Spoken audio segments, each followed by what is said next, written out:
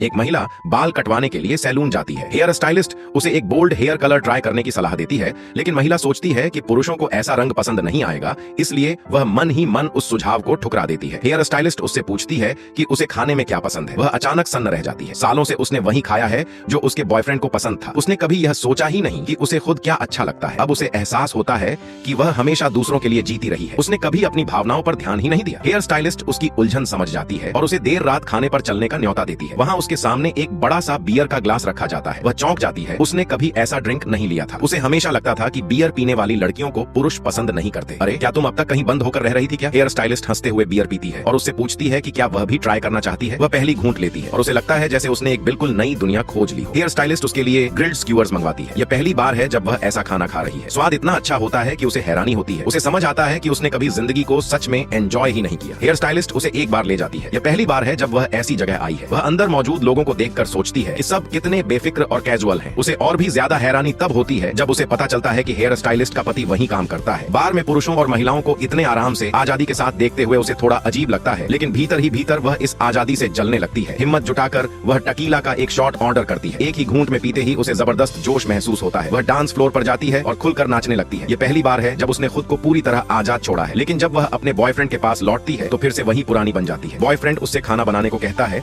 और हर बात पर कमियां निकालता है। वह बिना विरोध किए बस मुस्कुराती है और सिर हिला देती है, लेकिन अब उसके मन में सवाल उठने लगता है, क्या वह सच में यही जिंदगी चाहती है? अगले दिन उसका बॉयफ्रेंड उसे एक महंगे रेस्टोरेंट में ले जाता है। उसे अंदाजा हो जाता है कि शायद वह प्रपोज करने वाला है, लेकिन उसके दिल में इस ख्याल के खिलाफ गहरी नफरत पैदा हो जाती है। जब वह सच में प्रपोज करता है तो वह साफ मना कर देती है। घर लौटकर वह अपना सामान पैक करने लगती है और बॉयफ्रेंड का घर छोड़ देती है। घर से निकलने के बाद वह खुद को खोया हुआ महसूस करती है। उसे नहीं पता कि वह क्या कर रही है और न ही यह कि उसका फैसला सही है या नहीं। रहने की कोई जगह न होने पर वह हेयर स्टाइलिस्ट के घर जाती है। हेयर स्टाइलिस्ट और उसका पति उसका दिल से स्वागत करते हैं। घर छोड़ने के बाद वह सबसे पहला काम अपने बाल रंगने का करती है। वह एक पिंक कलर चुनती है जो उसने कभी ट्राई नहीं किया था। आईने में खुद को देखकर उसे लगता है कि वह पूरी तरह बदल चुकी है। उसी पल वह फैसला करती है अब वह खुद को दोबारा खोजेगी और एक ऐसी जिंदगी जिएगी जो सच में उसकी अपनी हो।